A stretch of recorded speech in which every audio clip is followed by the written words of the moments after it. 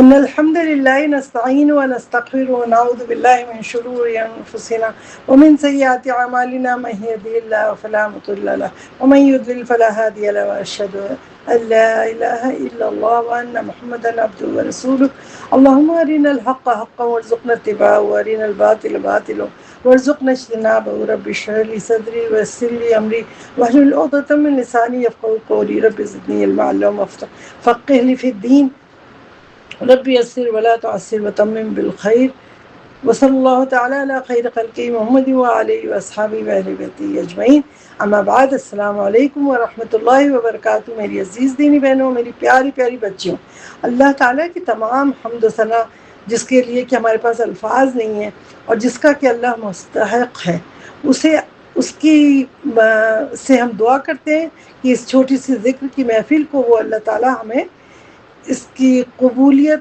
کے لیے دعا کرتے ہیں، اس کا ہم آغاز کرتے ہیں اللہ کی رضا کے لیے، اور اللہ تعالیٰ اس سے ہم سب کو ہدایت نصیب فرمائے۔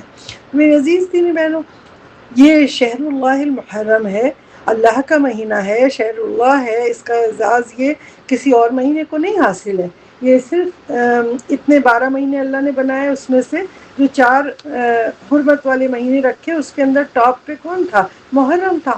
اور محرم کا اتنی اہمیت تھی کہ حضور صلی اللہ علیہ وسلم جب مکہ مکرمہ میں بھی ہوتے تھے تو وہ اس میں روزے رکھا کرتے تھے۔ پھر جب وہ مدینہ منورہ ہجرت کر کے آتے ہیں تو سن 2 ہجری میں پھر رمضان کے روزے فرض ہو جاتے ہیں۔ تو پھر اس کے بعد حضور صلی اللہ علیہ وسلم کہتے تھے، لوگوں کو پہلے کہا کرتے تھے کہ روزہ رکھیں، یہاں تک کہ بچوں تک کو، لوگ چھوٹے جو 7 سال کے کم بھی ہوتے تھے ان کو بھی گڑیا وغیرہ دے کے، کھلونے بنا کے کپڑوں کی اور اون وغیرہ سے دے کے انہیں بہلایا جاتا تھا، گھوڑے اور یہ سب چیزیں ایسے بنا کے، کھلونے پہلے تو ایسے ہی ہوتے تھے نا، وہ چیزیں بنا کے ان کو بہلا کے روزے رکھوایا جاتا تھا تاکہ ان کو عادت ہو جائے کہ جب 7 سال کی عمریں آئیں تو پھر وہ روزہ رکھنے لگ جائیں، اور ان کے اندر ایک شوق پیدا کیا جاتا تھا۔ لیکن پھر جب یہ فرض روزے ہو گئے تو پھر حضور صلی اللہ علیہ وسلم نے کہا کہ اب جو چاہے رکھے، جو چاہے نہ رکھے، اتنا ریکمینڈیڈ وہ پھر بعد میں نہیں ہوا۔ تو یہ یعنی کہ سن 2 ہجری کی بات ہے۔ ہاں، اس کے بعد سے پھر یہ روزے پھر وہ نہیں ہوئے، کیونکہ فرض روزے نازل ہو گئے، تو اس سے پہلے کوئی روزے فرض نہیں تھے۔ تو اسی طرح جب نماز بھی پوری فرض نہیں تھی 5 وقت کی، تو پہلے صرف 2 فرض ایسے 2 رکعت پڑھ لی جاتی تھی نمازیں۔ تو اسی طرح روزے بھی ایسے ہی رکھ لیے جاتے تھے، کیونکہ روزے کی اہمیت تو ہمیشہ سے تھی۔ تو یہ مہینہ اتنا مبارک اور اتنا زیادہ اہمیت کا حامل ہے کہ اس میں تمام اچھے اچھے کام لوگ کرتے تھے۔ کہ حضرت ام کلثوم رضی اللہ عنہ جب وہ مدینہ منورہ، جب یہ لوگ ٹرانسفر ہو گئے، ہجرت کر گئے، تو وہاں پہ انہوں نے حضور صلی اللہ علیہ وسلم نے اپنی بیٹی کا نکاح ان سے کروایا، عثمان رضی اللہ عنہ سے۔ تو وہ 3 ہجری اور 3 محرم تھا اور 3 ہجری، اس وقت ان کی یعنی وہ ہوئی تھی شادی، نکاح ہوا تھا۔ اور آج آپ دیکھیں، کسی سے کہیں محرم میں شادی کر لو، نکاح کر لو، فلاں کام کر لو، چاہے سنی ہو چاہے شیعہ ہو، کوئی بھی ہو، وہ کہتے ہیں یہ محرم کے مہینے میں نہیں، وہ تو محرم کو سمجھتے ہیں یہ غم کا مہینہ ہے اور ماتم کا مہینہ ہے، اس میں کیسے کر لیں، اس میں تو شادی بیاہ نہیں، کوئی بھی نیک کام نہیں کریں گے، سب کو ٹالتے جاتے ہیں، ابھی نہیں، کوئی خوشی کا کام نہیں کریں گے، یہ بعد میں کر لیں گے، محرم کو تو گزرنے دو نا۔ تو وہ مہینوں کو یعنی غم کا مہینہ خود سے بنا لیا ہے، حالانکہ یہ برکت کا اور اتنی زیادہ اہمیت کا حامل یہ مہینہ ہے محرم کا، کہ اس میں آپ جتنے بھی نیک کام چاہے کر سکتے ہیں۔ لیکن یہ جانیں، یہ کہاں سے یہ بدعت نکل آئی ہے، کس نے یہ نکالا ہے، کچھ سمجھ نہیں آتا کہ اس طریقے سے نئی نئی چیزیں نکال کے محرم میں شادی نہیں کرنی ہے، محرم میں یہ نیک کام نہیں کرنا ہے، محرم میں سفر نہیں کرنا ہے، یہاں نہیں جانا ہے، فنکشن نہیں کرنا، یہ ساری چیزیں نکالی گئیں اور بدعتیں بھر بھر کے ڈالی گئی ہیں۔ جو دل چاہتا ہے اس کے اندر کرتے ہیں، اپنی پاس سے، اپنے دل و دماغ سے لگا کے نئی نئی چیزیں، ایسی ایسی چیزیں کہ بس آدمی کان پکڑ لے، کہ اتنی زیادہ عجیب باتیں اس کے اندر ہوتی ہیں۔ تو آج ہم دیکھیں گے کہ اس میں کیا کیا ہوتا تھا، اتنا زیادہ اہمیت کا حامل یہ مہینہ کیوں ہے۔ یہ مہینہ وہ مہینہ ہے کہ جس کے اندر ابرہہ کا آپ نے ذکر سنا ہوگا کہ ابرہہ اپنا لشکر لے کے ہاتھیوں پہ سوار ہو کے اتنے لوگوں کو لے کے خانہ کعبہ کو گرانے کے لیے آیا تھا۔ وہ مہینہ کون سا تھا؟ محرم کا مہینہ تھا۔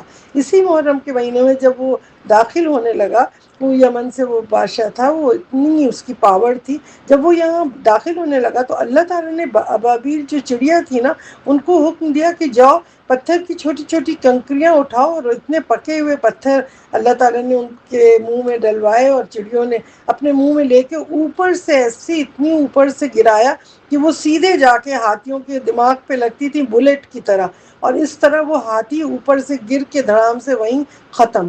تو جتنے لوگ ہاتھیوں پہ بیٹھے ہوتے تھے وہ سارے حیران پریشان، اور اس میں اس کا معقول جیسے کھا کے جیسے بھوسا بن جاتا ہے نا کوئی چیز، اس کو کہا اس طرح کا کر دیا۔ اور جیسے کہ آپ اس میں سورہ فیل کے اندر دیکھیں آیت نمبر 1 to 5 اللہ تعالیٰ کیا فرماتے ہیں ان کے لیے۔ ألم تر كيف فعل ربك بأصحاب الفيل ألم يجعل كيدهم في تضليل وأرسل عليهم طيرا أبابيل ترميهم بحجارة من سجيل فجعلهم كعصف مأكول۔ اللہ تعالیٰ فرماتے ہیں کیا آپ صلی اللہ علیہ وسلم نے دیکھا نہیں کہ آپ کے رب نے ہاتھی والوں کے ساتھ کیا کیا؟ جب یہاں کہتے ہیں اللہ تعالیٰ کسی بھی چیز کو رسول اللہ صلی اللہ علیہ وسلم سے، تو ان کے ساتھ ہم سب کو اللہ تعالیٰ کہتے ہیں قرآن کے تمام احکام کیا ہے؟ نبی کا ہے، پھر نبی کے بعد ہم سب کے لیے۔ تو ہم سب سے یہی پوچھیں اللہ تعالیٰ نے کیا تم لوگوں نے دیکھا نہیں ہے یہ کہ کیا کر دیا تھا ہم نے، ان کے ساتھ کیا کیا تھا؟ کیا اللہ نے ان کی تدبیروں کو، ان کی چالوں کو بیکار نہیں کر دیا تھا، اور ان پر جھنڈ کے جھنڈ پرندے نہیں بھیج دیے تھے جو ان پر کنکریوں کی طرح پکی ہوئی مٹی سے بنی ہوئی کنکریاں پتھر جیسی سخت پھینکتے تھے، اور جس نے انہیں کھائے ہوئے بھوسے کی طرح کر دیا تھا۔ یعنی عام فیل کا یہ سال تھا، محرم میں یہ واقعہ پیش آیا تھا کہ وہ وہیں کے وہیں دھس کے ختم ہو گئے تھے، وہ خانہ کعبہ کو گرا نہیں سکے تھے۔ تو یہ پہلے محرم کا واقعہ ہے۔ دوسرا آپ دیکھیں، پہلے ہی محرم کو کہتے ہیں کہ ابو بکر صدیق رضی اللہ عنہ کے ساتھ ہجرت کی حضور صلی اللہ علیہ وسلم نے مکہ مکرمہ میں۔ کچھ کتابوں میں لکھا ہوتا ہے ربیع الاول میں کیا، پہلی ربیع الاول کو نکلے، پھر 8 ربیع الاول کو پہنچے قباء میں، اور پھر 15 تک پہنچے وہ مدینہ کے اندر۔ اب کچھ جگہ لکھا ہوا ہے کہ محرم میں۔ بہرحال یہ واقعہ ہجرت کا تھا، اور یہ اس میں جہاد کرنا، اپنی جان اور نفس اور مال سب کے ساتھ جہاد کرنا، یہ مین چیز تھی۔ تو اس کے لیے بھی آپ دیکھیں سورہ انفال کی آیت نمبر 74 میں اللہ تعالیٰ کیا فرماتے ہیں۔ والذين آمنوا وهاجروا وجاهدوا في سبيل الله والذين آووا ونصروا أولئك هم المؤمنون حقا لهم مغفرة ورزق كريم۔ اللہ تعالیٰ فرماتے ہیں کہ اور جو لوگ ایمان لائے اور انہوں نے ہجرت کی، یعنی جو ایمان لائے وہاں پہ مکہ مکرمہ میں، اور وہ ہجرت کی کون لوگ تھے؟ مہاجرین مکہ، اور پھر اللہ تعالیٰ کی راہ میں انہوں نے جہاد بھی کیا، یعنی وہاں سے اتنی ساری چیزیں، پراپرٹی، اپنا گھر بار سب کچھ چھوڑ کے، کتنے تو اپنے عزیز اقارب کو چھوڑ کے، اور اپنے گھر والے کتنے لوگ ایمان نہیں لائے تھے ان کو چھوڑ کے، انہوں نے کتنا بڑا اسٹرگل کیا، کتنا بڑا جہاد کیا اپنے نفس و مال اور جان سب کے ساتھ۔ تو ان کے لیے اللہ تعالیٰ فرماتے ہیں کہ اور جو لوگ ایمان لائے انہوں نے ہجرت کی اللہ کی راہ میں، جہاد کیا، اور وہ لوگ کہ جنہوں نے ان کو جگہ دی اور مدد کی، یعنی مدینہ منورہ جب آئے تو کس نے؟ انصار مدینہ نے ان کو اپنی یہاں جگہ دی، اپنا مال میں سے بانٹ کے ان کو دیا، اپنے بزنس میں سے دیا، اپنی فیملی سے اپنی بیویوں کو طلاق کر کے دیا۔ تو ان دونوں کو اللہ تعالیٰ نے کہا کہ ہم المومنون حقا، وہی سچے مومن ہیں۔ تو اصل مومن کون ہوئے؟ آف کورس وہی سچے مومن ہوئے، انہی کے لیے بڑی بخشش ہے اور انہی کے لیے عزت والا رزق ہے، یہ اللہ تعالیٰ نے فرمایا۔ تو دیکھیں یہ کتنی بڑی بات ہے نا، ان کے لیے بھی آیت ہوئی۔ اسی طرح عمر رضی اللہ عنہ کی شہادت جو ہوئی وہ بھی پہلی محرم کو ہوئی ہے، وہ سن 23 ہجری میں ہوئی ہے۔ اسی طرح حسین رضی اللہ عنہ کو دیکھ لیں، ان کی شہادت بھی 10 محرم کو ہوئی ہے، کربلا میں جو ہوئی۔ تو اسی طرح نوح علیہ السلام کی کشتی کو دیکھ لیں، جبل جود کی جو پہاڑ تھی، 10 محرم کو جا کے وہاں پہ آرک ان کا جو ہے کشتی جا کے اوپر رک گئی۔ اور پھر موسیٰ علیہ السلام کو دیکھیں، وہ جب فرعون سے نجات کے لیے پورا لشکر لے کے چلے تو 10 محرم کا دن تھا، اللہ تعالیٰ نے ان کو نجات دی۔ کس طرح نجات دی تھی کہ اللہ تعالیٰ نے کہا اپنی عصا کو مارو اس کے اوپر سمندر پہ، تو موسیٰ علیہ السلام نے کیا کہا تھا کہ یہ عصا، یہ تو میں اپنا اس پہ سہارا لگتا ہوں، وہ میں سے اپنے بکریوں کو شیپرڈ تھے نا تو وہ ہانکتا تھا، تو انہوں نے اللہ تعالیٰ سے کہا، پھر بھی اللہ تعالیٰ نے کہا نہیں تم اس کو مارو اسے۔ تو آپ دیکھیں ایک لکڑی تھی، پھر بھی انہوں نے اس کو جب مارا ہے تو وہ سمندر کے اندر کیا ہوا، 12 راستے بن گئے۔ 12 راستے بنے تو وہ بالکل ڈرائی ایسے راستے بن گئے کہ انسان اس میں چل سکتا تھا۔ جب ان کے 12 قبیلے تھے تو وہ 12 قبیلے اس میں سے چلنے لگے، اور وہ جو پانی تھا وہ پانی اس طرح ہو گیا کہ پہاڑ کی طرح، جیسے بریجز نہیں بنے ہوتے ہیں بیچ میں، وہ پانی تھم گیا اونچا اونچا ہو کے سائڈ میں، بیچ بیچ میں روڈیں بن گئی، اور چاروں طرف بیچ بیچ میں اس کے درمیان یہ پانی جم کے ایسے برج کی طرح بن گیا، اور سب اس میں سے لے کے کراس ہونے لگے۔ پھر پیچھے سے انہوں نے کہا کہ ہمارے پیچھے تو موسیٰ وہ فرعون جو ہے لشکر لے کے آ رہا، اب تو ہم مارے گئے۔ تو انہوں نے کیا کہا تھا کہ گھبرانے کی، انہم مدرکون کر کے کچھ ایسی آیت آتی ہے نا، انہوں نے کہا کہ اب تو ہم پکڑے گئے، مارے گئے۔ تو وہ انہوں نے کہا نہیں، اللہ تعالیٰ ہمارے ساتھ ہے، اللہ تعالیٰ وہ دے گا۔ پھر پھر اللہ تعالیٰ نے ان کو نجات دی اور وہ آگے بڑھ گئے، اور پیچھے پیچھے جب فرعون بیچ میں جب پہنچا ہے اس کا پیچھا کرتے ہوئے، تو اللہ تعالیٰ نے ایک دم سے پانی کو حکم دیا کہ دوبارہ سے پانی وہ بن جائے، اور وہ اسی پانی کے اندر سارے اندر فرعون اس کا لشکر اس میں ڈوب گیا۔ وہ بھی محرم کا واقعہ، 10 محرم کو یہ سارا ہوا تھا۔ پھر اس کے بعد اس کی لاش جو ہے، اللہ تعالیٰ نے کہا تھا نا کہ قیامت تک کے لیے ہم اس کو عبرت کا مقام بنائیں گے، تو وہ لاش تیرتی تیرتی فرعون کی کنارے آ کے ٹھہری، لوگوں نے دیکھا اس کو، اور وہ لاش آج تک آپ کو پتہ ہے نا کہ میوزیم کے اندر یہاں رکھی ہے دنیا میں، وہ عبرت کے لیے جب سے اللہ تعالیٰ نے اس کو یہاں پہ رکھا ہوا ہے موجود۔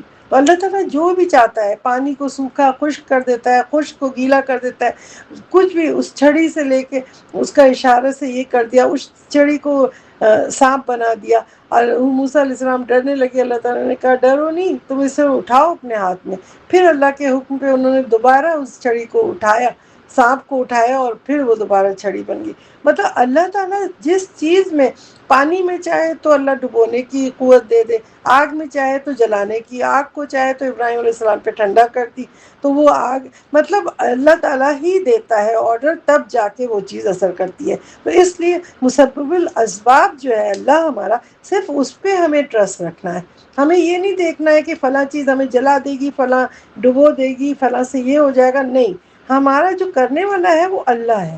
تو ہمیشہ اپنے ایمان، اپنے عقیدے کو ہمیں کس پہ پکا رکھنا ہے، اپنے رب پہ، اپنے اللہ پہ۔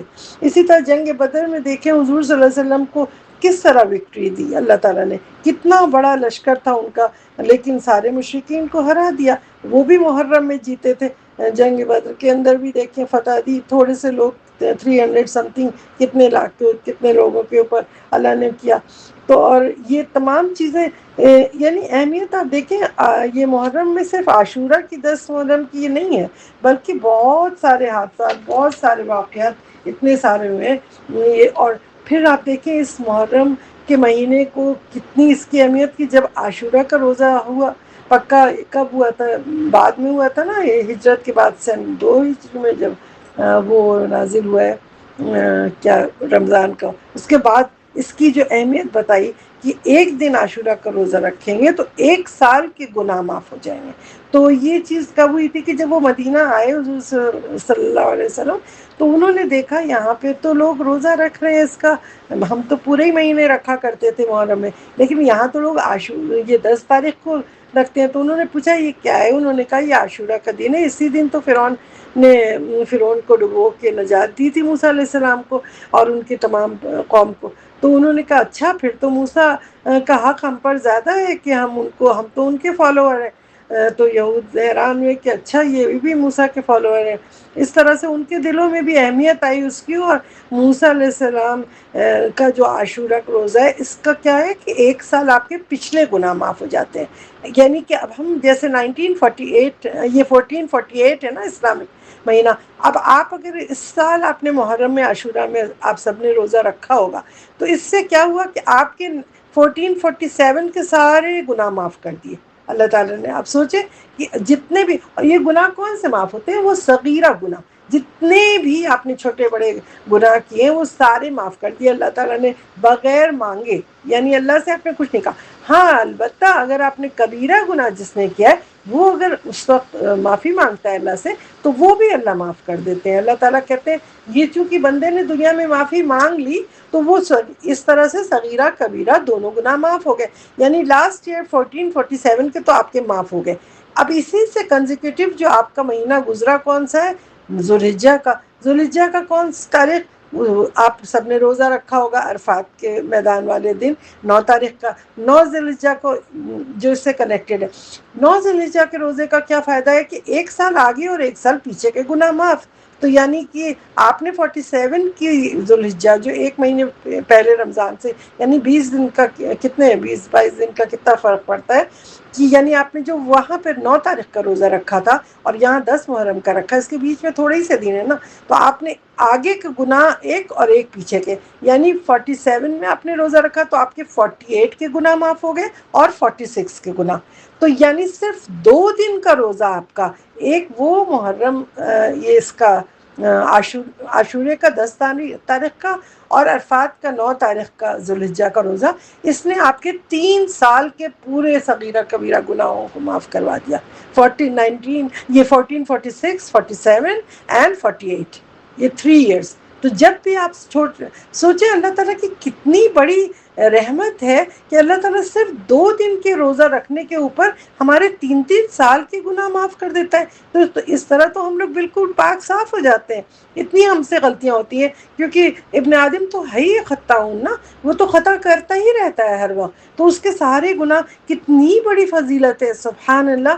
اللہ تعالیٰ کتنا اجر دیتا ہے مسلمانوں کو کہ صرف ایمان لانا، عقیدہ کر لینے سے، آپ کے اس 2 دن کے روزہ رکھ لینے سے آپ کے 3 سال کے گناہ معاف. اگر اس طرح انسان کرے گا تو سوچے نا پوری زندگی کے گناہ معاف.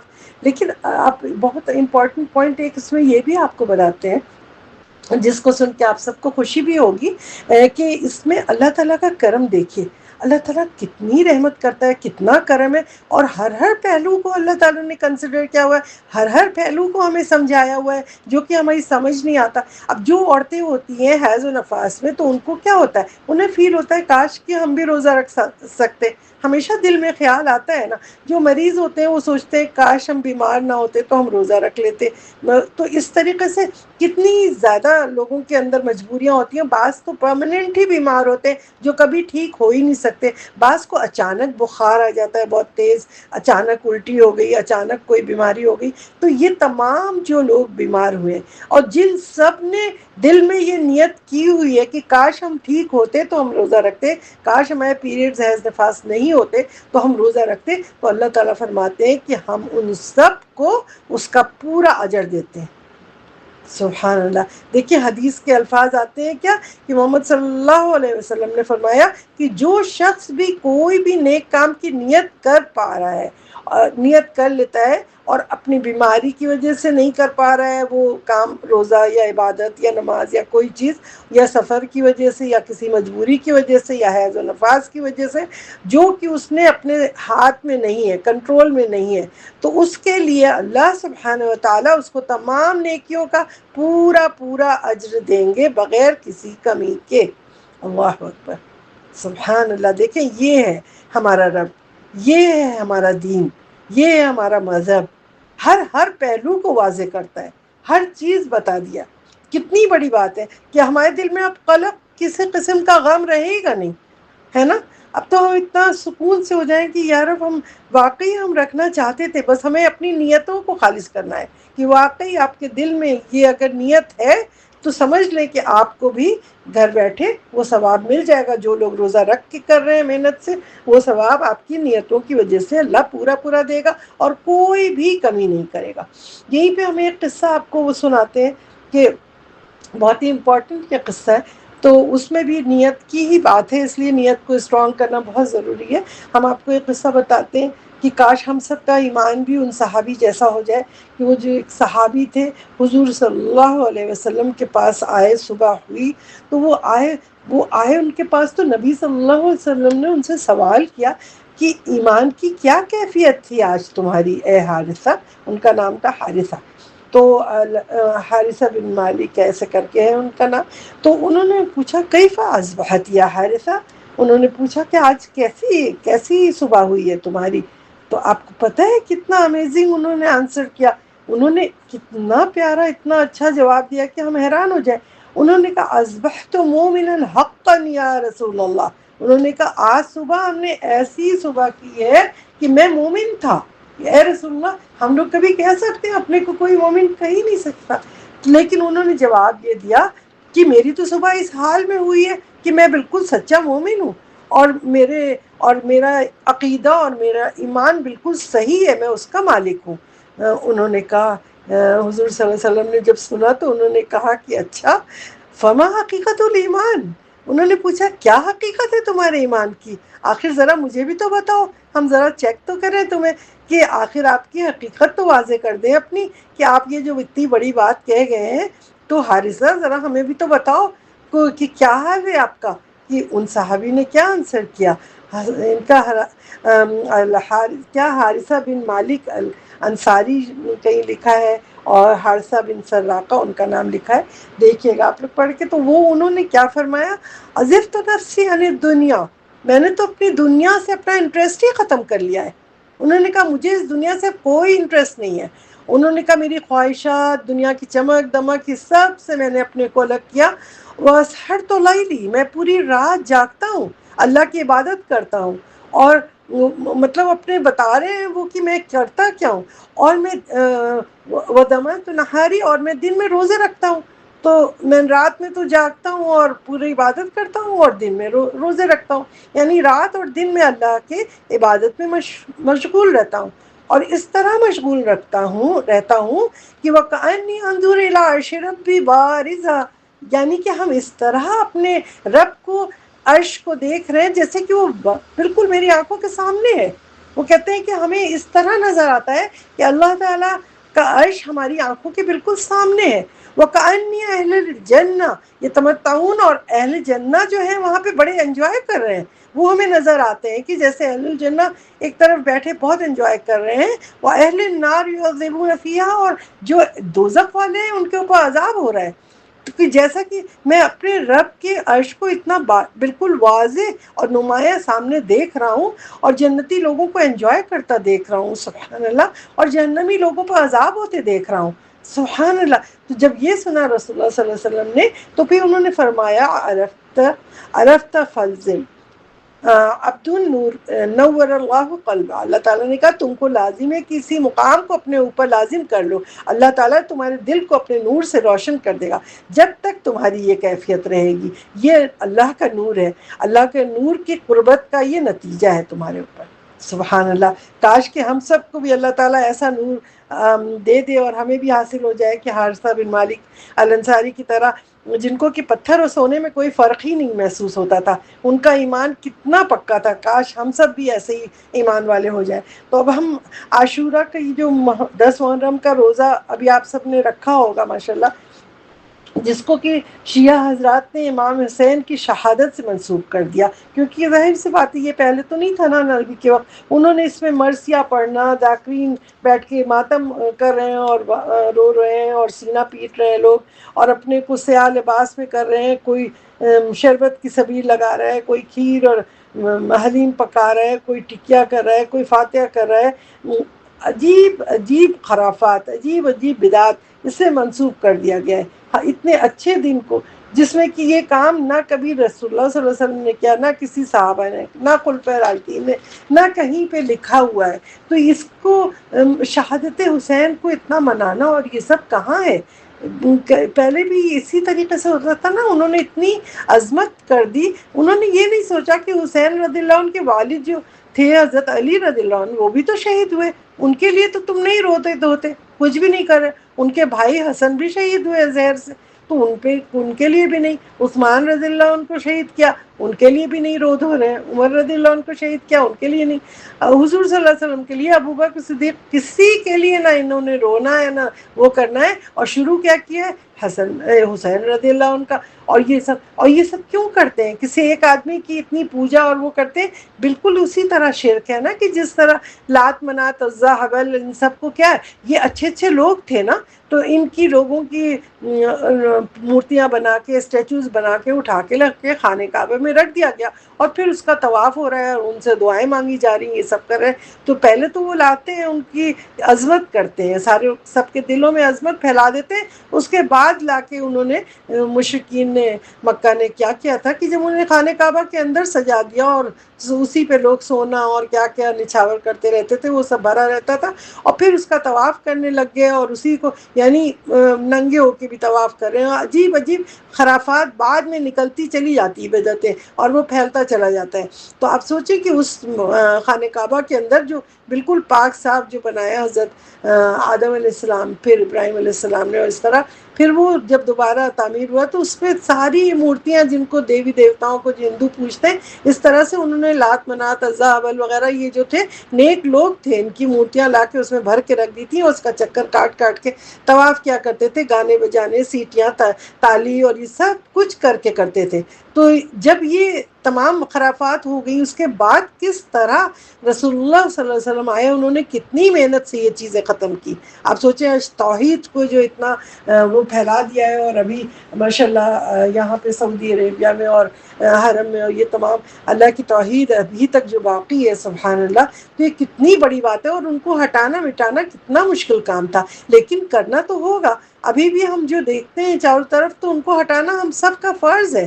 ابھی بھی جو نیو مسلمز بن کے آتے ہیں, وہ اسلام قبول کرتے ہیں, پھر وہ آ کے دیکھتے ہیں تو وہ کہتے ہیں, کنفیوز ہو جاتے ہیں. وہ کہتے ہیں آخر یہ کون سا دین ہے؟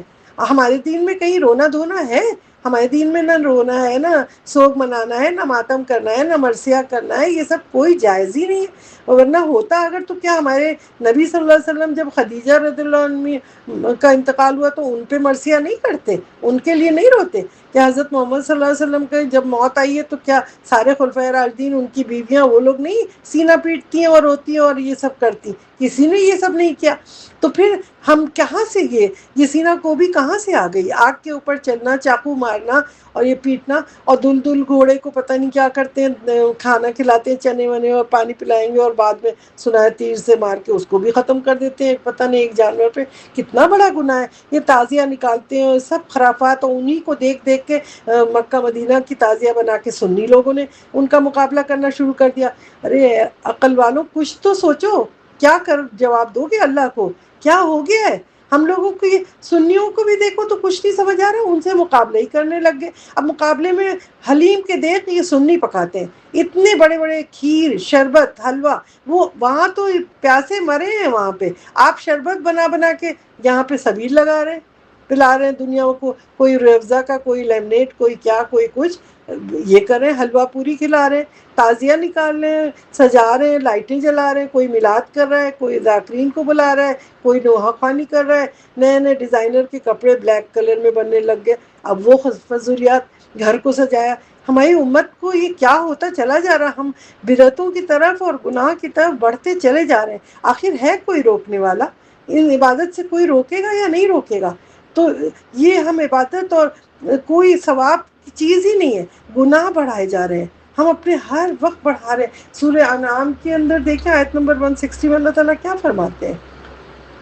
من جاء بالحسنة فله عشر أمثالها ومن جاء بالسيئة فلا يجزى إلا مثلها وهم لا يظلمون. اللہ تعالیٰ فرماتے ہیں کہ جو شخص نیکی لے کر آئے گا ہمارے پاس تو اس کے لیے اس جیسی 10 نیکیاں ہوں گی, بلکہ اللہ تعالیٰ چاہے گا تو اس سے 10 سے بھی زیادہ. اللہ سبحانہ وتعالیٰ اس اپنے فضل سے, یہاں اللہ تعالیٰ اپنا فضل بیان کر رہے ہیں کہ میں اس کو 10 گنا منیمم ثواب دوں گا, اس سے زیادہ اللہ تعالیٰ 700 گنا بھی کچھ بھی کر سکتا ہے, قرآن میں جیسے لکھا ہوا ہے. اس کے بعد پھر اللہ تعالیٰ اپنا عدل بیان کر رہا ہے کہ لیکن اگر جو برائی لے کر آئے گا میرے پاس تو ہم اس کو اس برائی سے زیادہ کوئی عذاب نہیں دیں گے, اس کی جزا صرف وہی ایک برائی ہوگی. کہ سبحان اللہ, کتنی بڑی بات ہے کہ اللہ تعالیٰ کہتا ہے ہم ظلم نہیں کریں گے اور اس پر کوئی بھی ظلم نہیں کیا جائے گا.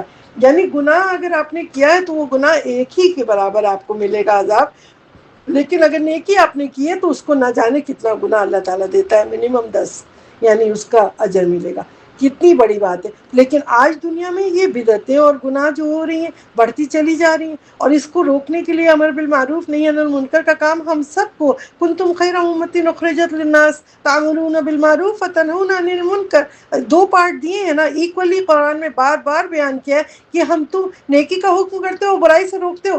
کہاں ہم نیکی کا حکم کر رہے ہو؟ اگر نیکی کا حکم کر بھی رہے ہیں تو ہم برائی سے کب روک رہے ہیں؟ تو نیکی کا حکم تو کر لیتے ہیں آرام سے، کیونکہ اس سے تو کوئی برائی نہیں ہوتی. لیکن جیسے ہی آپ نے برائی سے روکا، پورا خاندان، پوری دوستیں، پورے دوست احباب سب ناراض ہونے لگتے ہیں. یہ تو ہر چیز میں ٹوکتی ہیں، یہ تو ہر چیز روکتی ہیں. لیکن ہمیں ان کا نہیں سننا ہے، ہمیں اپنے رب کو دیکھنا ہے، ہمیں اپنے رب کو خوش کرنا ہے. ہر کام ہمیں اللہ کے لیے کرنا ہے. تو یہ ہمیں قرآن کیا کہتا ہے، یہ ہمارا دین کیا کہتا ہے، تو ہمیں یہ سارے کام کرنے ہیں. اب محرم شہر اللہ ہے، اللہ تعالیٰ نے ہمیں اس میں پیدا کیا ہوا ہے، رکھا ہوا ہے، زندہ رکھا ہے. تو اس میں سال میں یہی ایک مہینہ ہے کہ جس میں بہت زیادہ ہر چیز ملٹیپلائی ہوتی ہے.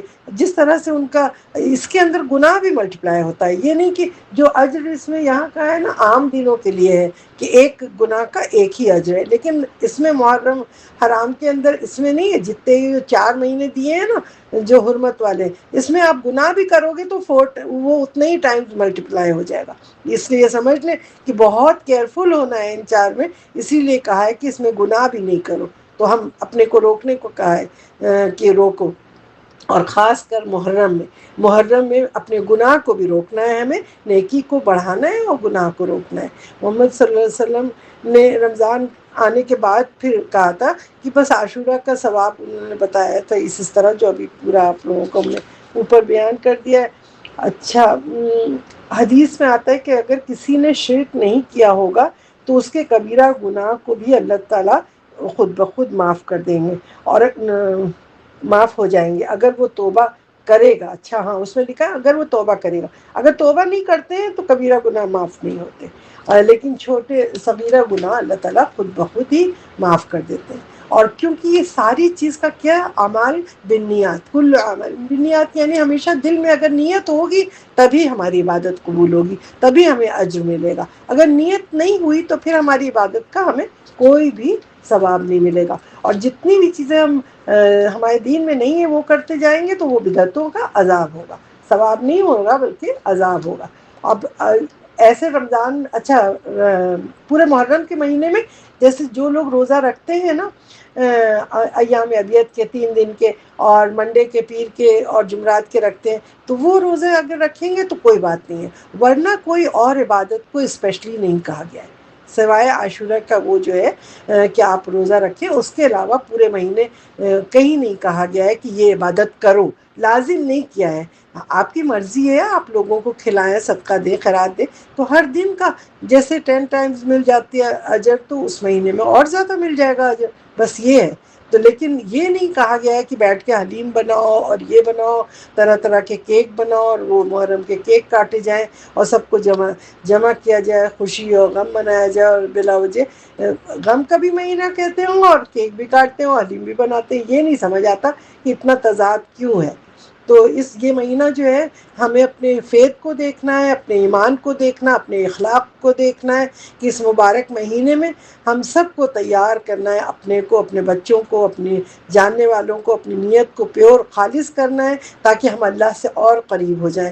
دعا میں جلدی کریں، کوئی بھی غلطی ہو جائے، گناہ ہو جائے، معافی مانگیں، ٹوٹے ہوئے تعلقات کو جوڑیں، اپنی عبادت کو، نماز کو، روزے کو، تلاوت کو، اذکار کو، صدقہ خیرات سب کو اچھی طرح واچ کریں کہ آیا ہم دنیا میں دکھانے کے لیے کر رہے ہیں یا ہم واقعی اللہ کی رضا کے لیے کر رہے ہیں. اپنی کی ہوئی خود کی محنت کا مجاہدہ کریں، غور سے کریں، اس میں ڈیلے نہیں کریں. بہت چیزیں ہوتی ہیں ہم ڈیلے کرتے ہیں. یہ ڈیلیئنگ ٹیکٹکس کس نے سکھائی ہے؟ شیطان نے. شیطان کہتا ابھی یہ ہے، ٹائم ہے. مجھ سے بہت ہوتی ہے یہ غلطی.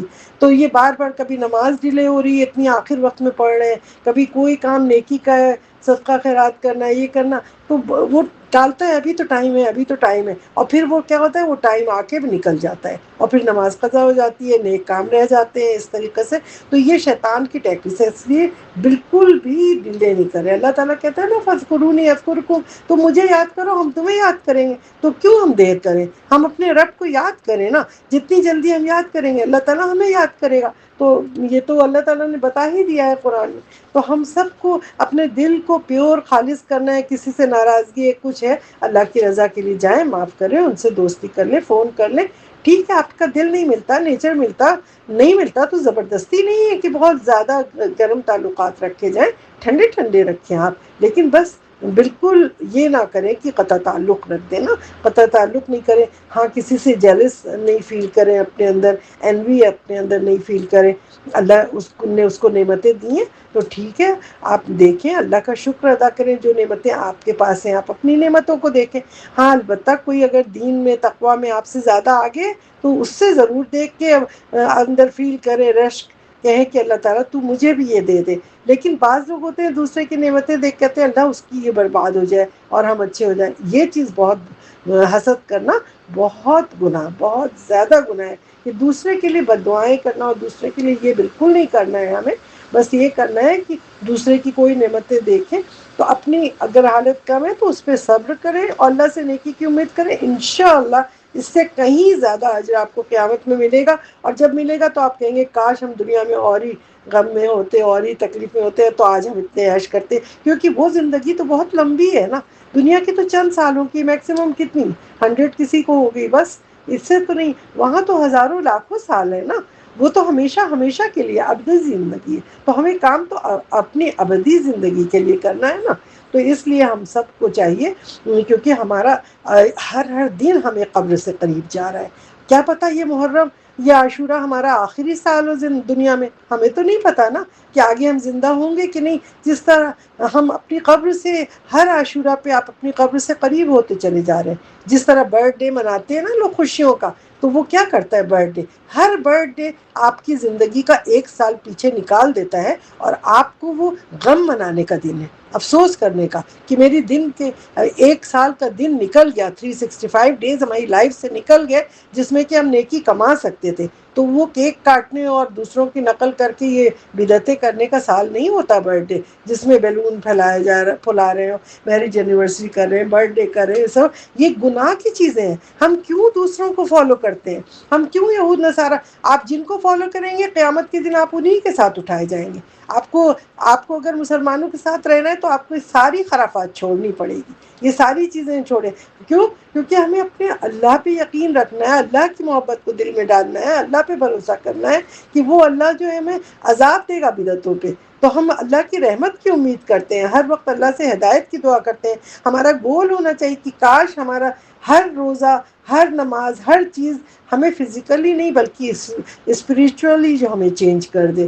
ہم عادتاً اللہ کی عبادت نہ کریں بلکہ ہم سمجھ کے اللہ کی عبادت کرو، اللہ کو راضی کریں۔ ہمارا اصل مقصد اپنے صدق دل سے اللہ کو ماننا، سمجھنا، اس شہر الحرام میں ثواب کمانا، یہ ایام اللہ کا فائدہ اٹھانا ہے ہمیں۔ ہم سب کو چاہیے کہ اس کے اندر اس کا فائدہ اٹھائیں۔ ہم اس میں آپ صلی اللہ علیہ وسلم کو عمر رضی اللہ عنہ کے دور کا ایک قصہ، اگر ٹائم ہے تو میں یہ بھی سنا دیتی ہوں۔ ایک چھوٹا سا قصہ ہے کہ وہ ہمیشہ ان کی عادت تھی نا کہ وہ جا کے رات میں ہیلپ کیا کرتے تھے غربا کی، تو دیکھتے تھے کہ کس کے یہاں کھانا نہیں ہے، کہاں چراغ نہیں چل رہا، کہاں کیا مشکل ہے، وہ چپے سے جاتے تھے، راشن پانی بوریوں پہ رکھ کے۔ کسی بوڑھی عورت کا اندھی تھی، بلائنڈ تھی، تو اس کے وہاں پہ جا کے وہ کیا کرتے تھے کہ ان کا کھانا پکا کے جاتے تھے، کر کے دیتے تھے، اور چھپ چھپ کے وہ کرتے تھے نا مدد۔ تو وہ ایک دن کیا ہوا کہ عمر رضی اللہ عنہ ایسے ہی نکلے تو رات میں دیکھا کہ ایک کھڑکی پہ سے نور چمک رہا ہے، روشن ہوا دیکھ رہا ہے۔ تو انہوں نے کہا یہاں پہ کون شخص رہتا ہے؟ تو لوگوں نے بتایا یہاں پہ ایک نصرانی راہب رہتا ہے، تو وہ روزانہ رات بھر عبادت کرتا ہے۔ تو انہوں نے سنا اچھا، تو یہ سنتے ہی عمر رضی اللہ عنہ زار و قطار رونے لگ گئے، اتنا روئے لوگ پریشان کہ آخر آپ کو کس چیز نے رلا دیا؟ آپ کو تو ہم نے یہ بتایا کہ یہ تو عبادت کرتا ہے، اتنا ذکر کرتا ہے۔ لوگ گھبرا گئے، لوگوں نے کہا کہ آپ کیوں رو رہے ہیں؟ تو انہوں نے کہا کہ عمر رضی اللہ نے جواب دیا کہ ہمیں اس کے اوپر رحم آ رہا ہے، بہت رحم آ رہا ہے، کیونکہ اللہ تعالیٰ نے قرآن کی آیت نمبر سورہ غاشیہ میں دیکھیں آیت نمبر 2 سے 7 تک کیا فرمایا ہے۔ وجوه يومئذ خاشعة عاملة ناصبة تصلى نارا حامية تسقى من عين آنية ليس لهم طعام إلا من ضريع لا يسمن ولا يغني من جوع۔ انہوں نے عمر رضی اللہ عنہ کہنے لگے کہ اس دن یہ قرآن کی آیت پڑھی، انہوں نے پڑھ کے اور مزید رونے لگے۔ انہوں نے کہا اس دن کئی چہرے ایسے ذلیل اور عاجز ہو جائیں گے جو کہ محنت کرتے تھے، دنیا میں محنت کرنے والے تھے، دنیا میں تھک جانے والے تھے، اور وہ قیامت کے دن گرم اور دہکتی ہوئی آگ میں داخل کر دیے جائیں گے۔ وہ ایک کھولتے ہوئے چشمے سے پانی پلائے جائیں گے کہ ان کے لیے کوئی کھانا نہیں ہوگا مگر سوائے خاردار کانٹوں کے، اور وہ والی گھاس انہیں کھلائی جائے گی۔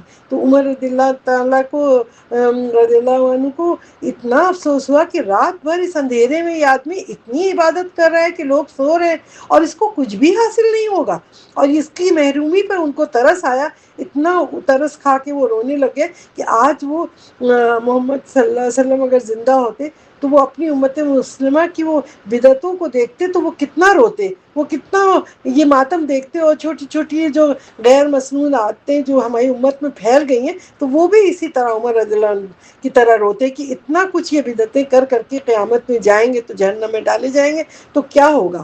تو جس طرح اس راہب کو اس کے تعب و مشقت کو اور یہ سب دیکھ کے وہ ان کو کتنا ان کو افسوس ہوا کہ یہ مسکین بیچارہ اتنی محنت کر رہا ہے، اس کو کچھ بھی اجر نہیں ملے گا قیامت میں۔ اور اس طرح اللہ تعالیٰ نے غاشیہ میں سورہ غاشیہ کے اندر ان کے لیے کہا ہے کہ اس طرح امت مسلمہ کا بھی اگر حال ہوا تو آپ سوچیں کیا ہوگا ہماری عبادتوں کا، کیا ہوگا اس وقت پہ، اس محنت سے ہم جو ضائع کر رہے ہیں اپنے وقت کو اپنی ان عبادتوں میں۔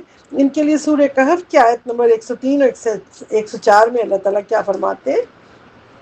قل هل ننبئكم بالأخسرين أعمالا الذين ضل سعيهم في الحياة الدنيا وهم يحسبون أنهم يحسنون صنعا۔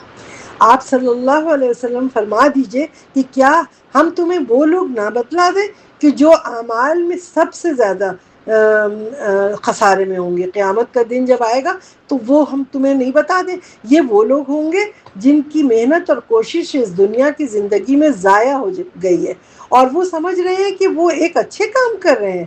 کتنی بڑی ٹریجڈی ہے کہ ان لوگوں کے لیے کہ جن کے برے کام جو دنیا میں جتنی بدعتیں جن کو بہت اچھا سمجھ کے وہ کر رہے ہیں نا، منا رہے ہیں، پیٹ رہے ہیں، ماتم کر رہے ہیں، یہ کر رہے ہیں، میلاد کر رہے ہیں، قرآن خانیاں یعنی اللہ کے دین کو پڑھ رہے ہیں، سب کر رہے ہیں، لیکن وہ اس طرح کر رہے ہیں جو ہمارے نبی نے نہیں بتایا۔ تو ان اعمال کو ان کی نظروں میں تو وہ تو اچھا کر کے دکھایا جا رہا ہے، اللہ کی طرف سے، شیطان کی طرف سے، جو بھی یا ان کا نفس کی طرف سے جو بھی وہ دیکھ رہے ہیں وہ تو خوش ہو رہے ہیں نا اپنے یہ کا اعمال کر کے، لیکن ان کو کوئی شک نہیں ہو رہا ہے اس میں، کیونکہ وہ سمجھ رہے ہیں ہمارا اخلاق اچھا ہو رہا ہے، ہمارا کیریکٹر اچھا ہو رہا ہے، لیکن ان کے اعمال قرآن و سنت کے حساب سے نہیں ہوئے تو کیا ہوگا؟ کیا وہ قبول ہوگا اللہ کیا؟ ان کے اعمال اللہ سبحانہ تعالیٰ کے پاس جب آئے گا تو وہ حضور صلی اللہ علیہ وسلم کی سنت کے مطابق اگر نہیں ہوگا تو وہ تو قبول نہیں ہونے والا۔ اسی طرح سورہ کہف کی 110 آیت میں بھی اللہ تعالیٰ کیا فرماتے ہیں؟